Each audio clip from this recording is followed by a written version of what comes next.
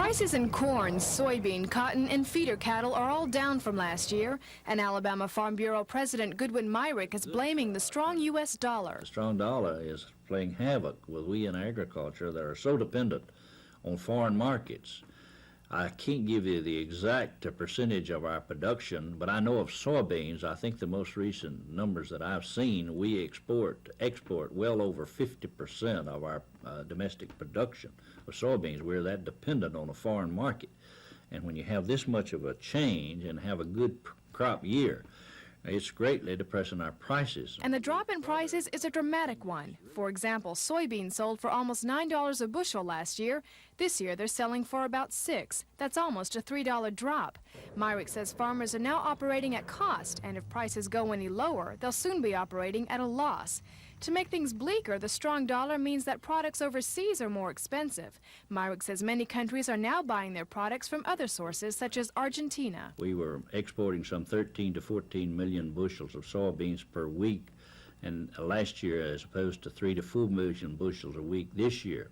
And that's not all the bad news. Myrick says if we don't get some rain pretty soon, there'll be a poor yield of crops in the next few months, and that means even lower profits for farmers. Terry Stanton, WSFA TV News.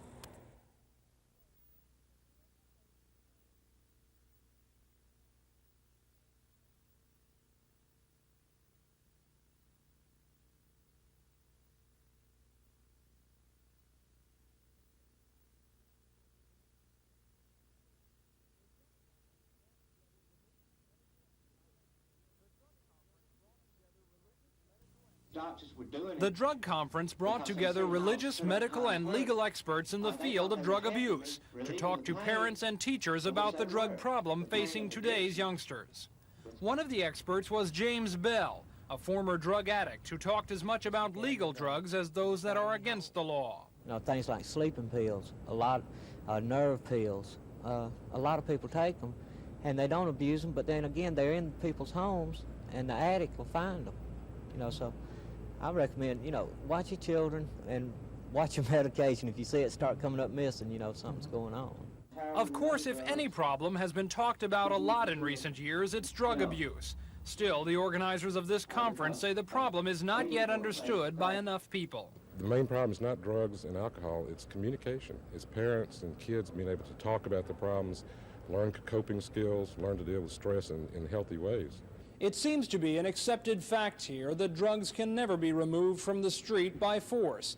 The hope is that they'll simply disappear when people finally realize just how devastating they can be. Tom Foreman, WSFA TV News. And this is the kind of support not only them, all you. Anyway, I'm so pleased to be able to make this announcement. And 400,000, you know, right in that area there. Well, the children who will be kept. Dr. Rikiki is here and Mr. George is here. They know I'm telling the truth, right? Right. And if you don't believe them, I begged and pleaded. And so many people, and this is the couple. And as a result of that, you'll never be on unemployment or welfare or anything else. You'll be making your own living, standing tall, being a productive, tax-paying citizen. Here comes the best congressman in the United States, right?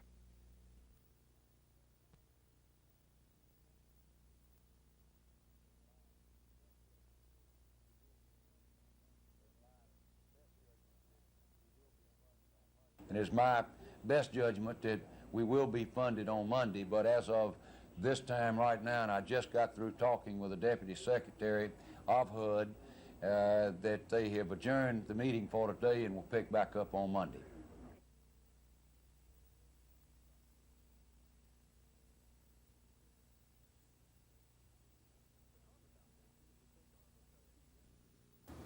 The Carver Foundation, the research arm of Tuskegee Institute, hasn't given up on refining the sweet potato. The foundation participated in a U.S. Department of Energy project to test sweet potatoes that are exposed to gamma radiation. Marlene Dawes is a biology graduate student at Tuskegee Institute. This summer, she spent lots of time in a lab in Savannah, Georgia, analyzing the effects of varying doses of gamma radiation on the sweet potato weevil, a destructive pest that, ironically enough, came from Ms. Dawes' native West Indies to the U.S. 110 years ago. They're as effective as the fumigants we have now, plus the advantage is that they will not leave any residual effects on the food substance. The sweet potato samples were zapped with radiation from cobalt-60 in a device similar to this one on campus at Tuskegee Institute. But experts say there's no danger to consumers of irradiated sweet potatoes. There's really no radiation that we're putting into the sweet potato. We're not taking radioactive atoms and putting them into the sweet potato. So there's no radiation at all in the end product, in the sweet potato itself. Researchers say the next step will be to see how the radiation affects the taste of the sweet potato. Dennis Latham, WSFA TV News, Tuskegee Institute.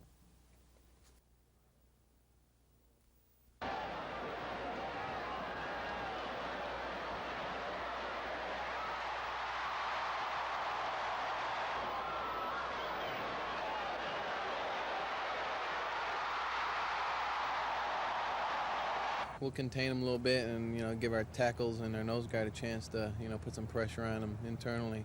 And, once you put a little pressure on him, that reduces the time he has to throw the intermediate to long passes, and, we'll have a lot better chance.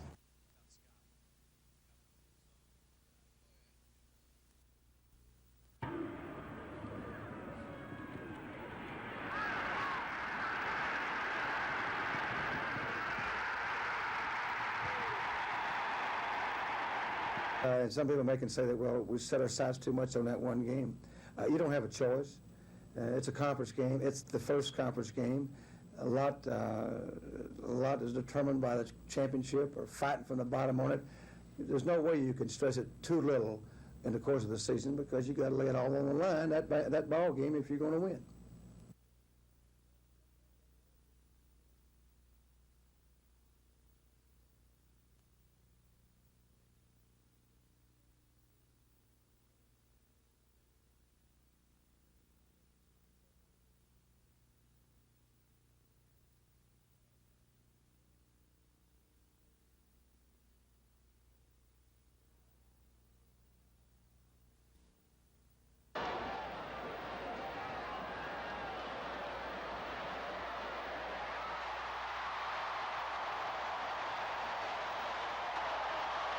They've been playing with inexperienced quarterbacks, and the only way to get experience at quarterback is to play.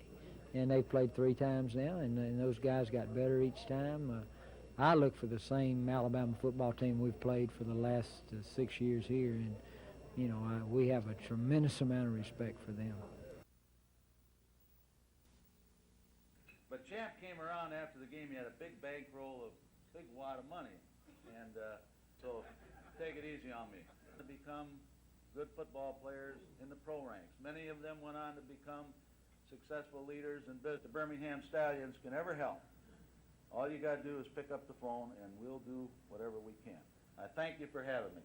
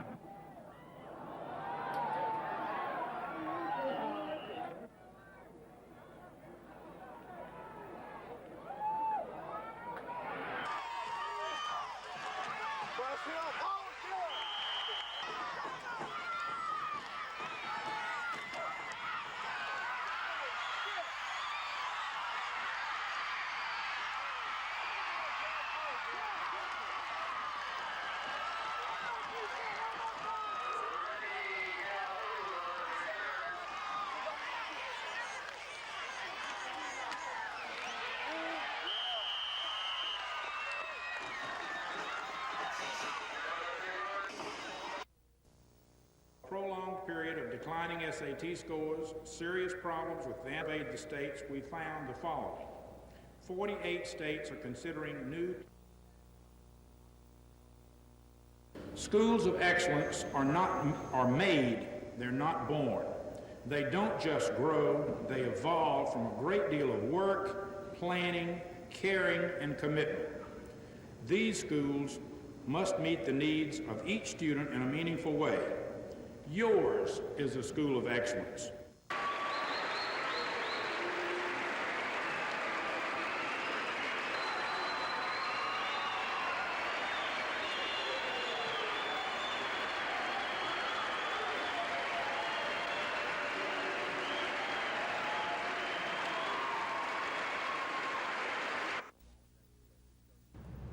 The tests conducted on Governor Wallace at UAB show he's suffering from a chronic form of urinary tract infection, a problem Press Secretary Billy Joe Camp says is common to paraplegics. Paraplegics historically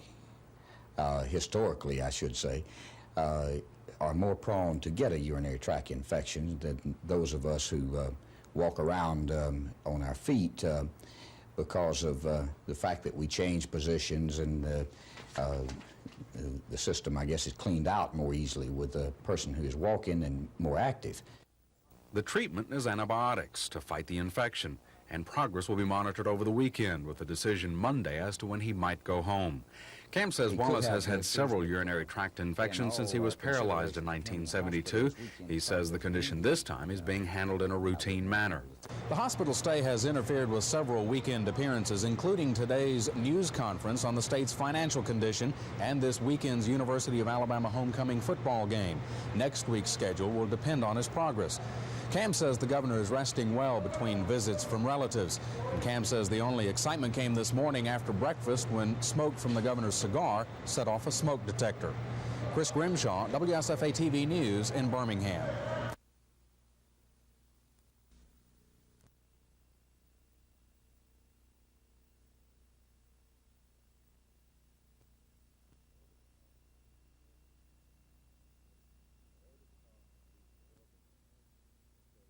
The average cost of producing soybeans in the state today is some $6 per bushel. That's average cost.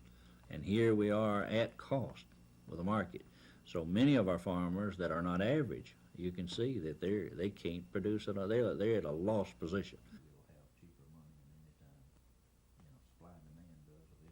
Drought is right now greatly affecting those crops that are being seeded in the fall, wheat and winter grapes. Newspaper community, couldn't it be put off till next Friday? It could be, but we have to ask a member of his family. There's been people running for this office since back in early June. There are people that we know of their interest for this race and that have expressed an interest by qualifying in June and running during the normal primary season. And since we know that this is not just a come-up thing where there's been an office available, you know, we're going to go ahead and do it now and get it over with.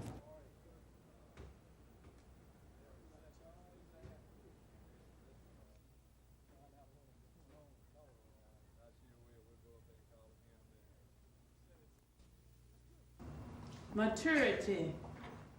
Maturity, courtesy, references. Unusual words for a spelling test, not at the Central Alabama OIC. Here the emphasis is on getting disadvantaged young people off welfare and subsidized jobs and into non-subsidized jobs, out of the drug scene or the prostitution scene and into the job market, out of the unwed mother cycle and into the sense of self-worth that Executive Director Connie Harper says only a job can bring. We cannot be a whole America unless we take care, address the future of the youth of this nation. You give a man a fish, he'll eat a day. Give him a hook and he'll eat from now on. Positive values are stressed again and again here, and there's concrete evidence the approach works. Presently, 100% of the young people who go through the 5-week motivational and job-seeking skills program get jobs and keep them. This so impressed the National Alliance of Business, they gave the Central Alabama Center their highest honor. When the program first started, though, the staff had its doubts. And after everybody got so sick and blowed off, finally I told them, I said, have you thought? The only way we can go is up. be successful with these young people. Today, Harper was proud to accept a $400,000 federal grant and a $100,000 state grant for a new building where she and the other staff members can keep up the good work. Lynn Sampson, WSFA TV News.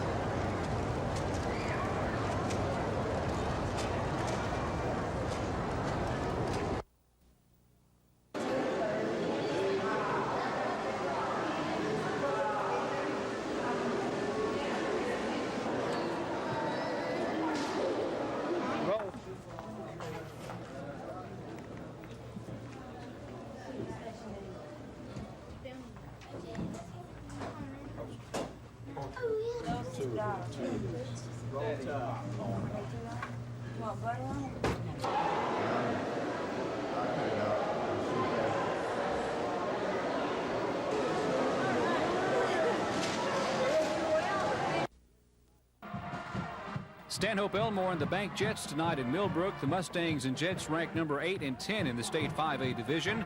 First half action with no score. The Jets' Chi Lee has trouble with his punt. Stanhope Elmore's David McKee returns the kick for the Mustangs.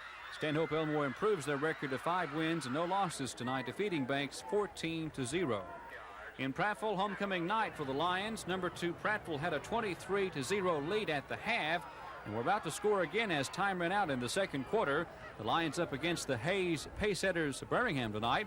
Later in the second half, the Lions again threatening. Sophomore Doug Cowling, number 22, takes it in.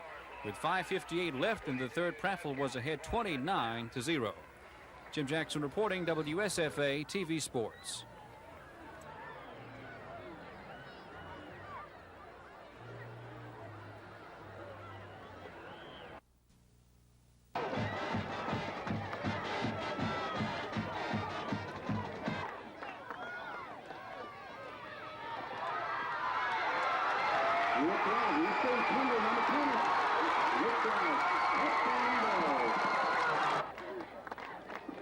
Number 7, Taylor Balker. Takes the play and right.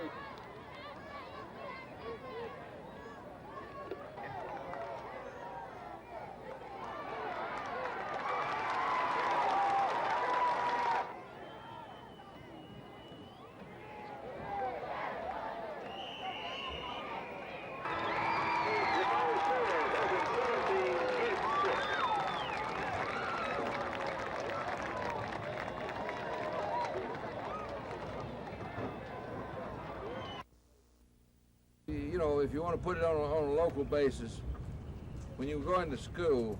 Editor of the VFW paper, and is life so dear or peace so sweet? That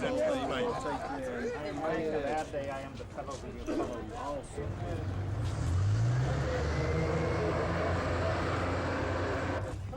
Veteran militia.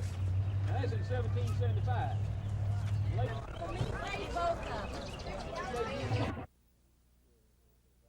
If you're perceived as weak, you're inviting aggression, you're inviting attack. If you're perceived as being strong, not aggressive, but just strong and able to defend yourself, I think that brings about a peaceful atmosphere, because we will not be attacked.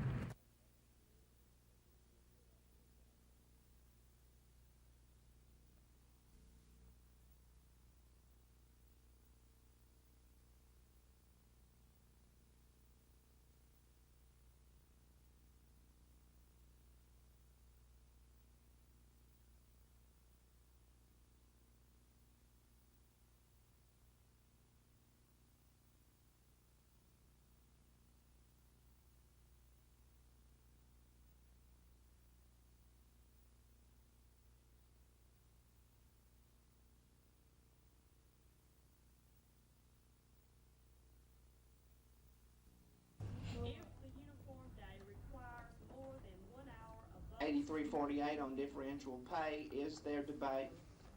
The resolutions committee, we have to. It's time for us to stop talking about that issue and studying it and writing about it and pass local taxes that are designed for schools that will enhance the ability of our schools to serve not only the students, but the teachers as well. It's just time for new local taxes. It's been time. Colonel Glenn Port and Larry Morton didn't seem to mind the dog show, and the puppets and the mini exhibits drew more of a crowd than they did. The reigning World Seniors champion and former Georgia State champ just continued to throw ringer after ringer after ringer. The two men, along with Opelika's Bill Calhoun, are trying to drum up local support for the National Horseshoe Pitchers Association of America. It's a competitive game, and it makes you really get out there and work. It brings out the competition, and I'll tell you that. They don't know how to play horseshoes. They think it's a dull game, but that's because they've never gotten involved in it. If they ever did, they'd be hooked. The 1984 World Championships, just held in Huntsville, drew over 700 contestants. Port says the tournament gets bigger each year. Port, who is also the reigning Georgia State champ, battles Morton for fun and in the heat of tournament play. When we were getting ready to go to the World Championships, I went to his house one weekend, and we pitched 2 days. When we got through, he had, I think, 7 more ringers than I did. And we keep records. And the next weekend, he came to my house, and we pitched Saturday and Sunday. And when we finished, I had 5 or 6 ringers more than he did. So it's just, it's great. And if we play 10 games, we probably divide them 5 and 5. We're real good friends, and still when we get out there in the courts, he wants to beat me and I want to beat him. The object of horseshoes is to throw the shoe around the metal post 50 feet away. Port and Morton throw about 80% ringers, and they make the game look pretty easy.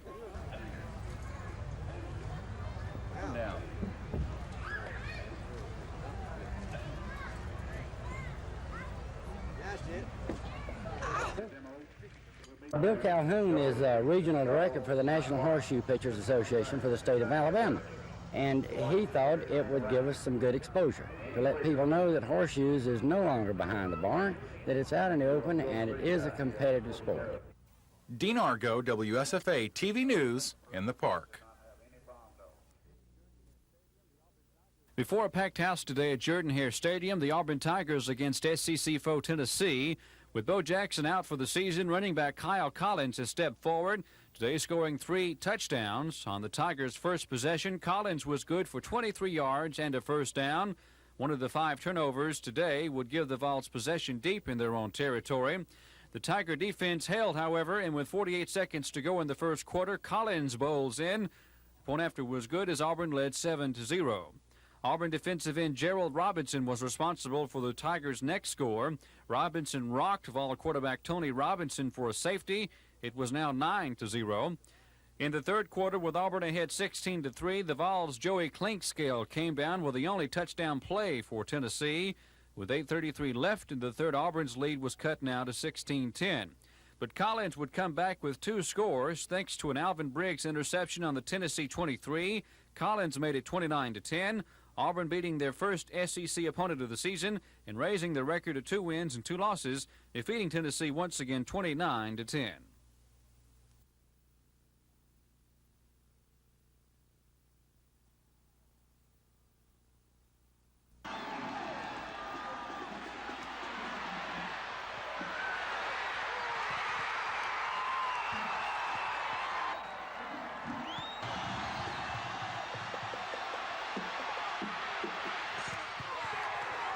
Alabama 13.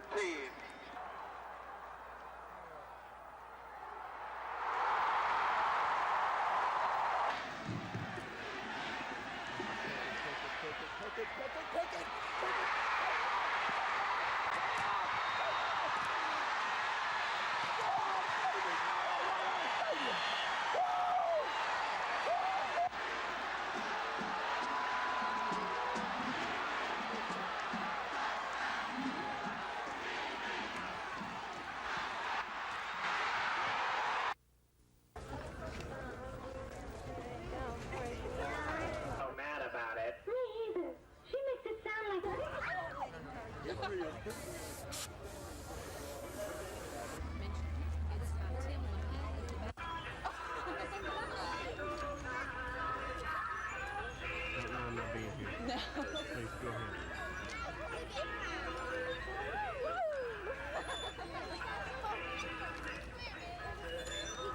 Can you give him a couple more questions?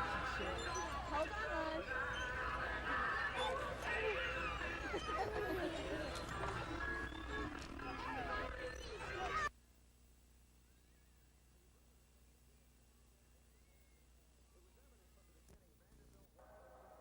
It was evident from the beginning Vanderbilt wasn't holding anything back. Just 7 minutes into the game, the Commodores tried an onside kick, but Alabama recovered.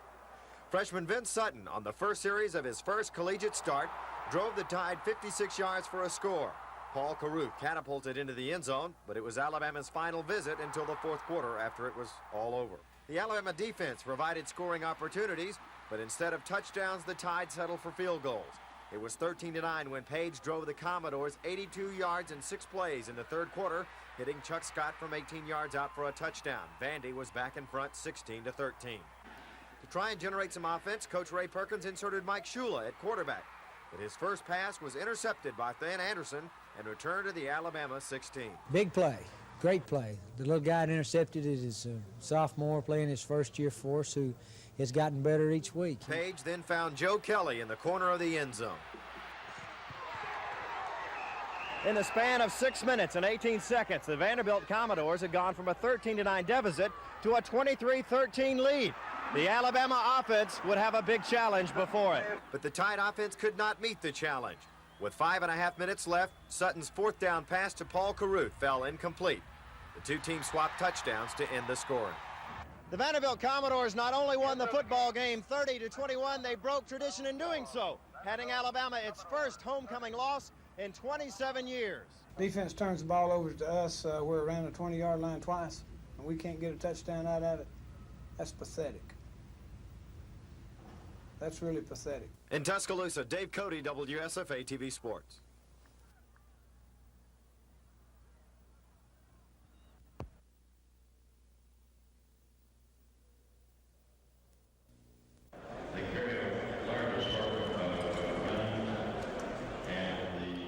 It's one place you feel safe from the threat of burglary. The Montgomery Civic Center is well armed by gun dealers and enthusiasts from throughout the Southeast.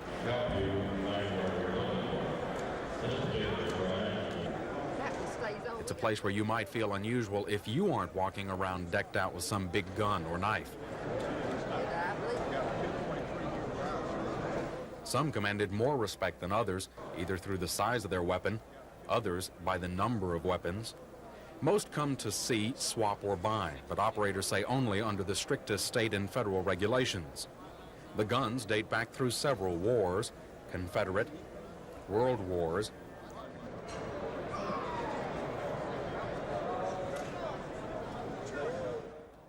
and the more modern conflict. The emphasis is also toward the domestic hunter, guns for his hobby, and ways to make his or her sport a little more comfortable.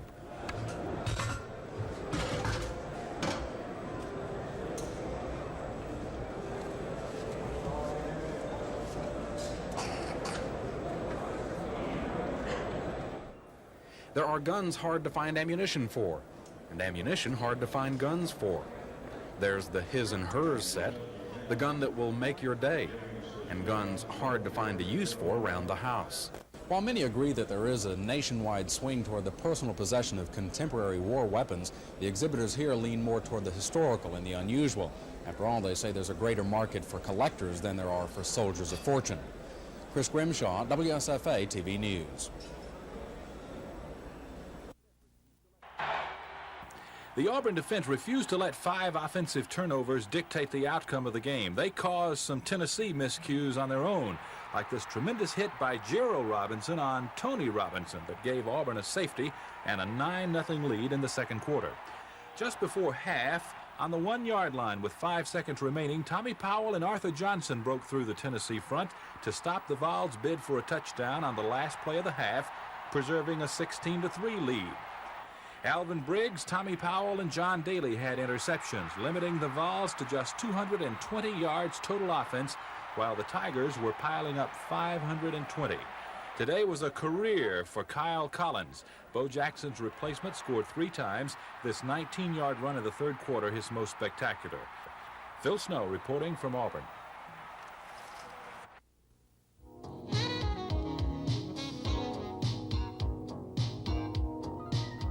If you've turned on your radio lately, you may have heard a type of music seldom heard in these parts, jazz.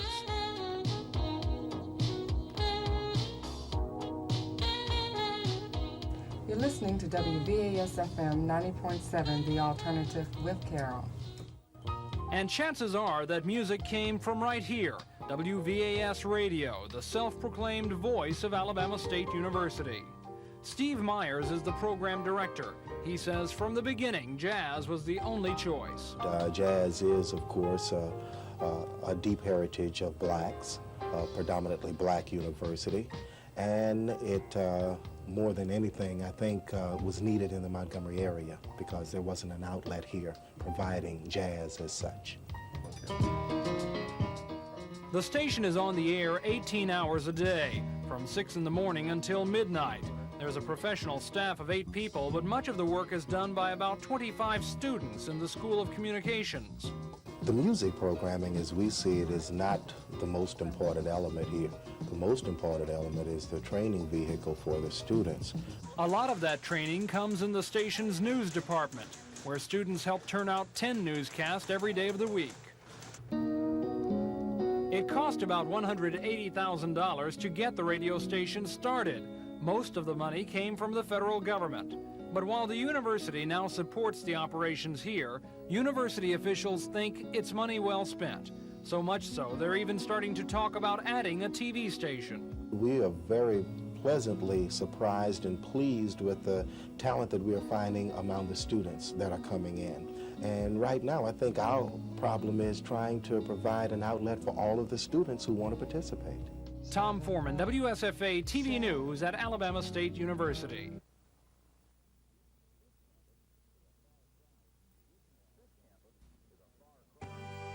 This campus is a far cry from the original Alexander City Junior College site. 19 years ago, 442 freshmen began their college careers inside an old hospital building. But as these people gathered to pay tribute to the beginning of the 20th year of classes, it became clear that the emphasis here is not on making things bigger, but on making them better. I think we'll really just begin to scratch the surface. You know, the 2-year colleges can offer the industrial training that's needed as Alabama moves into the 80s and 90s. We are adaptable. We can change quickly. We can offer the programs that industry, the current industry we have, and new industry. I think we're right on the cutting edge of the so-called high technology today because we can respond faster, and that is our job. Lieutenant Governor Bill Baxley joked about the junior college holding its 20th anniversary on the actual 19th anniversary, but then added with some seriousness, it's just another example of ACJC's forward vision. I know that with the history and the heritage this school has, all it's going to do is continue to do what it has done for the last 20, and that's to make this community a much better place, a more livable place with a brighter future through education. ACJC is proud of the fact that in the past 19 years, not a single student has been turned away for a lack of money, and the fact that so many of the original faculty members are still on staff would seem to prove that one teacher's observation is accurate. What do you think that that ACJC offers to students around this area that they may not be able to get anyplace else? Teachers who really care, really do, try their best working with the students. I think so.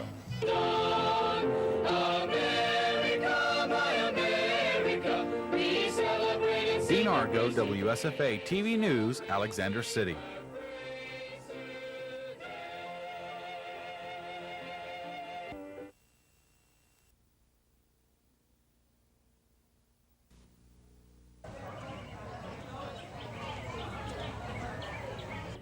And Beta Pi chapter, the undergraduate chapter here in Montgomery.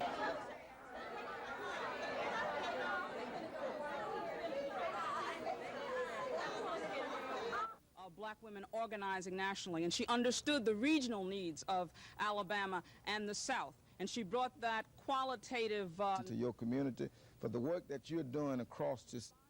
We are just a continuation of responding to the socioeconomic needs of our community through our own input, and we're very much eager to partner and to make alliances with those groups that are like-minded and those groups that we need to do business with. We're going to be visible in the State House here, as we are today. We're going to be visible at the Chamber of Commerce table when we're talking about economic empowerment, we're talking about parity. We're going to be visible, outspoken, aggressive, and delightful to deal with.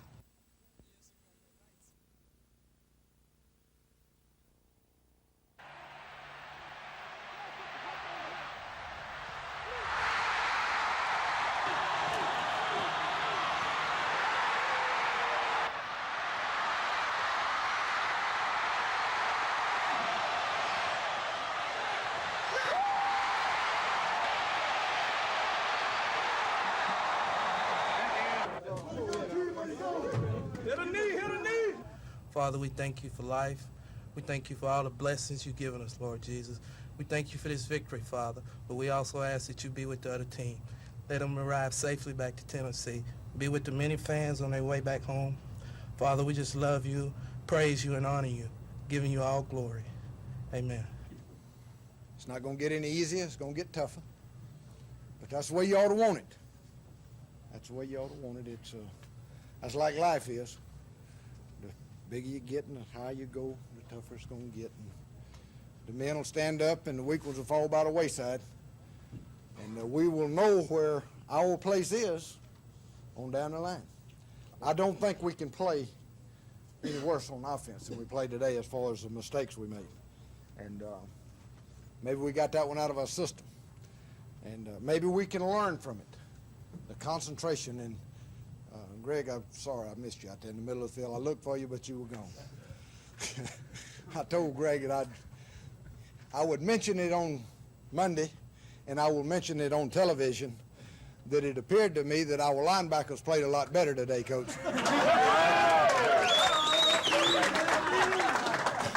I saw some sparks fly a time or two out there. You know, it's fun to win, isn't it?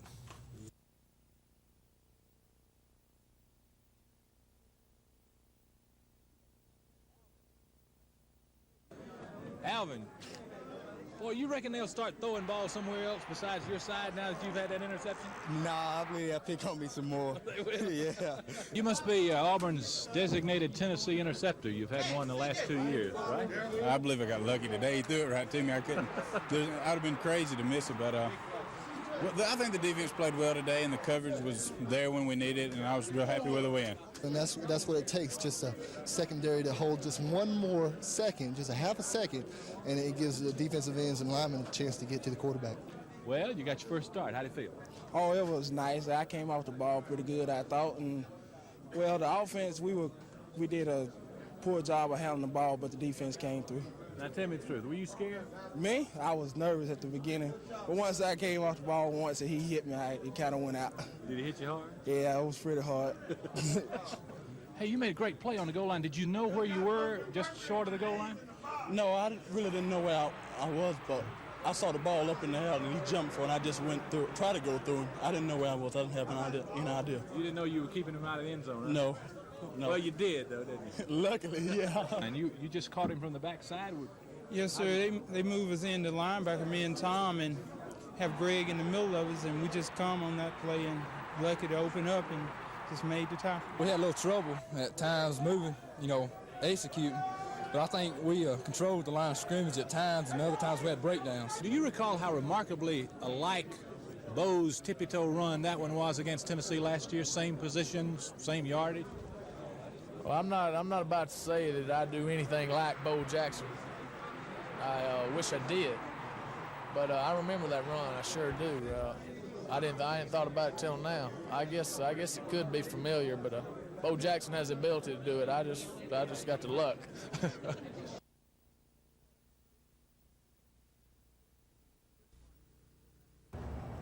Judge Mark Kennedy will have to decide what total disability means. Lawyers for two city employees contend it means unable to perform duties assigned by the city of Montgomery.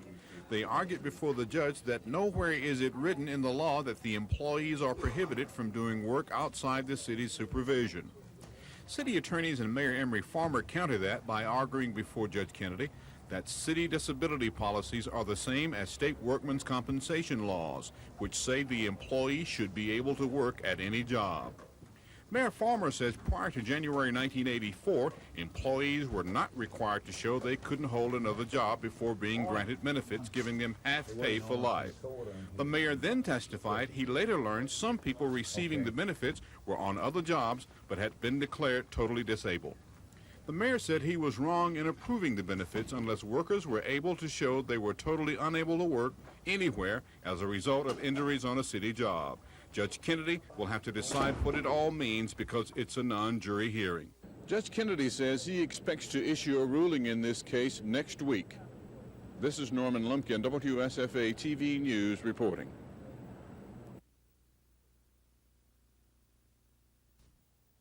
About some situations and how the Democratic candidate Walter Mondale feels about it. I'm real glad that Senator Heflin. I've also turned out, he better be talking about voter turnout in his own party, for one thing. Secondly, as far as drawing a crowd, I thought you were a good reporter without much financial resources. What are you ashamed of? Is he so ashamed of his 20-year record that he doesn't want to, he had a debate. The precedent is there. Has he changed his mind?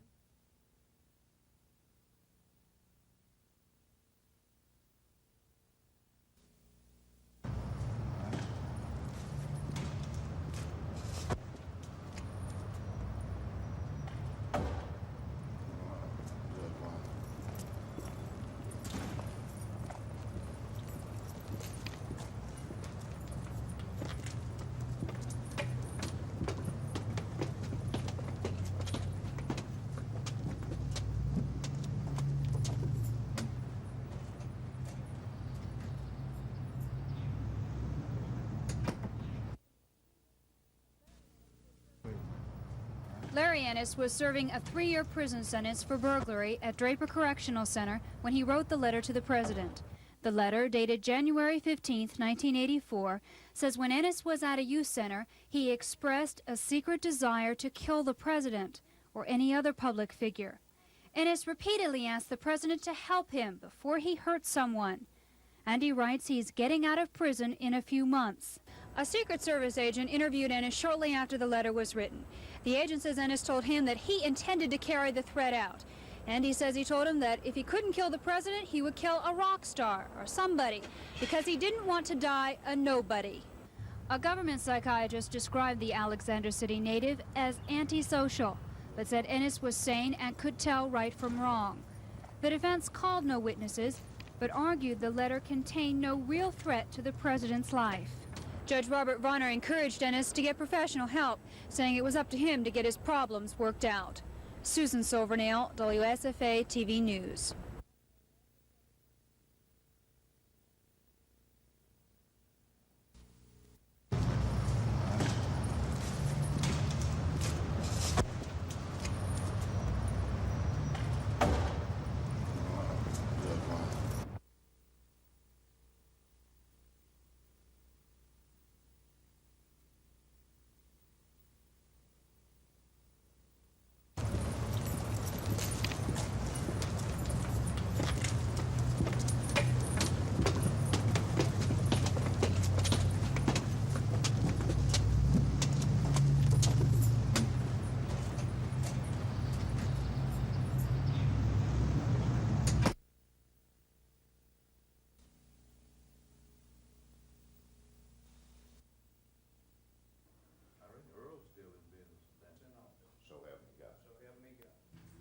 We ran out of the rain after what, a little over 100 miles?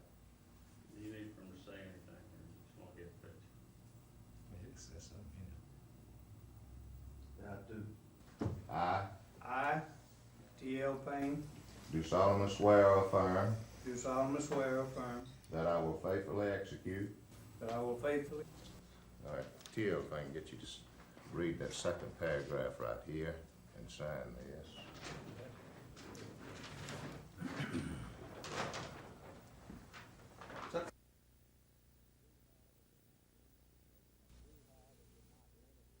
We, however, did not limit the scope of our investigation simply to the insurance department. We went outside and looked at various areas around there. And I expect once the grand jury hears what we have, that there's a good possibility that at least one or more indictments will come out of it.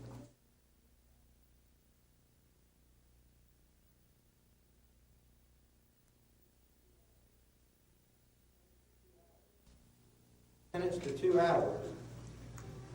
How would you like to be locked in? I want to raise your hand. How many of you forget and break a rule here would have done at your age to be put in jail? I think each one of you people in here, whether they had marijuana or what they had down there.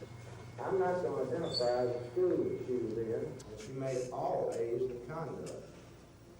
So she only made one B on her report card, and that was in handwriting. Soviets have in Cuba today over 600 technicians, these capitalists down there, but this is an insidious thing. The Soviets in 1970, education, I believe, is a key here that the U.S. public ought to know about these things from a grassroots level. But hey, these things are going on. Let's look at the grassroots. It is spreading, and it's succeeding. These people are succeeding. You watch Peru, and I'll come back and apologize to every one of you if it doesn't go, unless we do something decisive.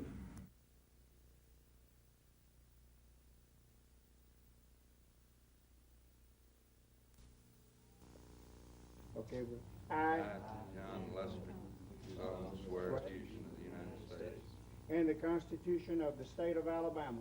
and the Constitution of the State of All in favor say aye. Aye. All opposed. Superintendent of Water expenses. Sometime we come in and it's us and the news people, and we do enjoy your participation.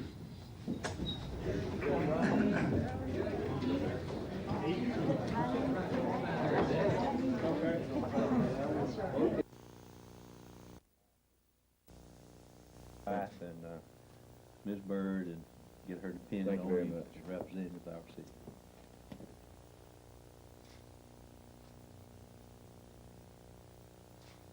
Thank you very much, Mayor. He's all years usually. Right away, I just tend to analyze what is necessary for the police department. I need to get in and... The council has done likewise.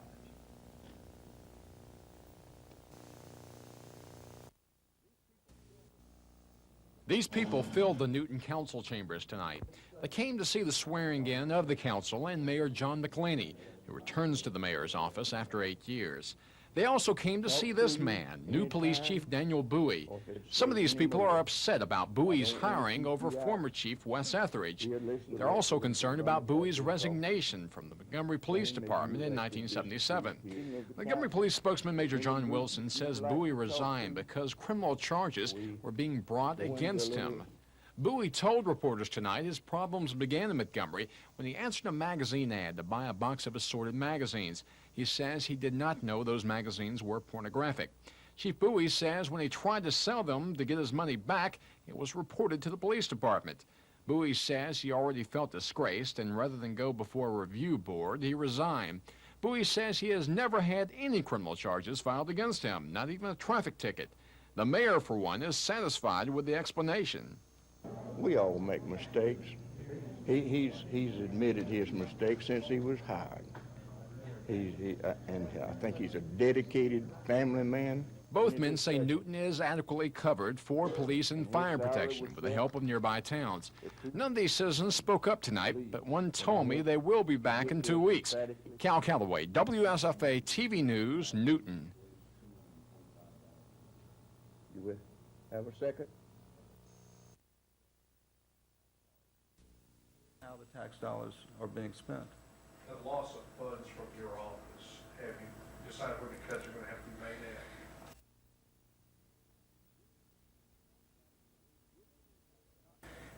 If the people are not satisfied with the way their tax dollars are being treated here in Montgomery, this gives them an opportunity to voice their opinion, to send a message to Montgomery that can be clearly heard and understood by the leaders in the legislature and the governor's office, that they want some administrative or procedural changes made in the way the budgets are handled.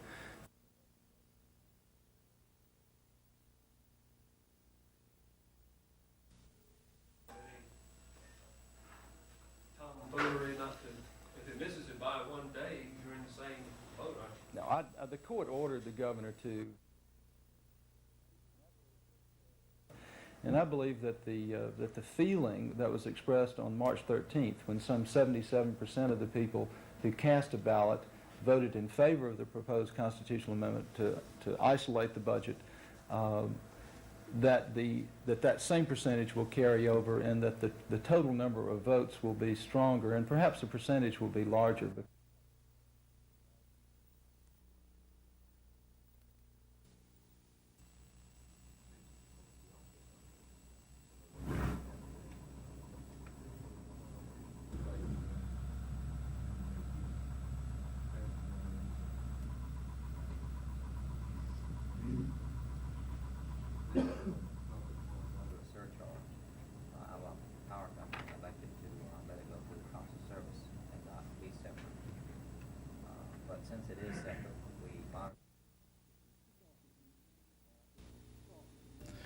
Is the kickoff event for the Minority Enterprise Development Week.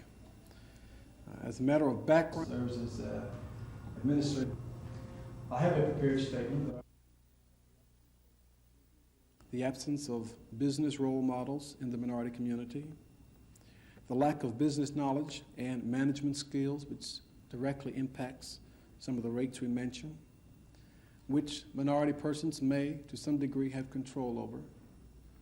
Said and done, when all is said and done, he is the heartbeat of the minority community. And it is he that will be the bridge that will link the minority community to the free enterprise system.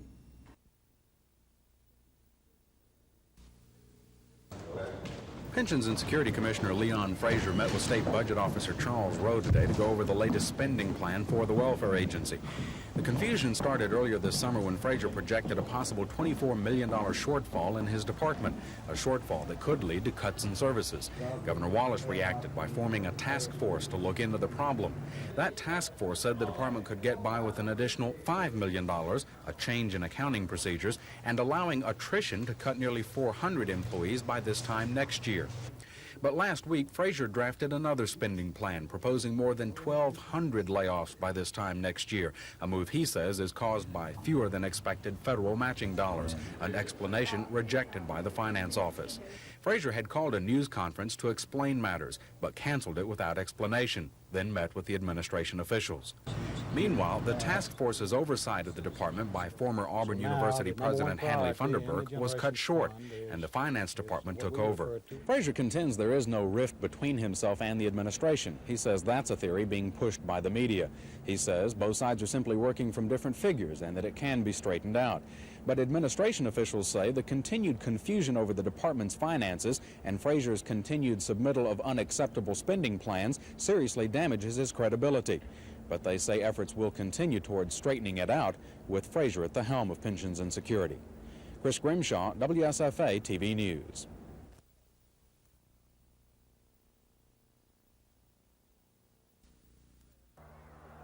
Few fans will likely remember Vanderbilt's first 14 plays, but Commodore coach George McIntyre said afterward the field goal drive was one of the most critical series in the game.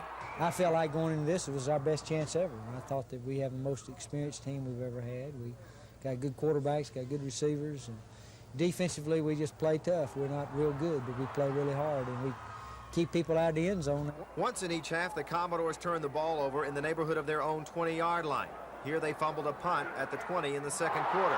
But the Tide offense could not push the ball in the end zone. Our big problem thus far this year, I don't think it takes Phi Beta Kappa to figure out, is that our offense has not complemented our defensive football team. Perkins suggested the Tide defense became discouraged with the offense's inability to move the football. I feel some plays we might not have been, not all 11 might not have been hustling as hard as we should have been. And that resulted in 30 points. I think it's going to be awfully important how we react.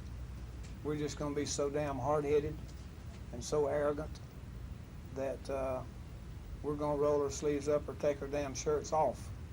I'm tired of rolling the sleeves up. We've been trying that.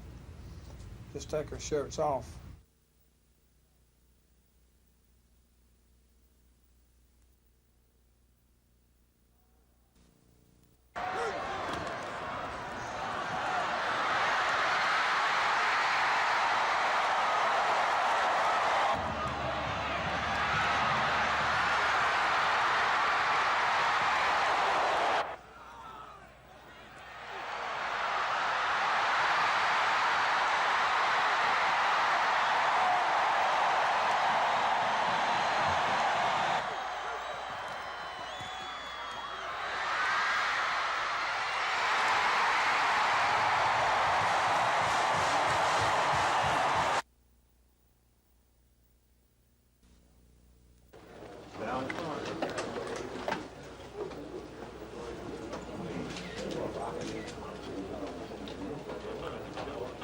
My feeling was when I left New York, I had gone in to see my boss at that time and said, if you want to make a change, just wanting to make a change is enough reason. You know, I always felt that my difficult chore was telling a player he's released or traded or whatever. And the ones that really didn't offer any resistance or want to know all the reasons, because then you have to get into negative things, I always appreciate it. And I feel that I want to offer Ted the same situation. Because he wanted to make a change is enough of a reason for a boss to make a change.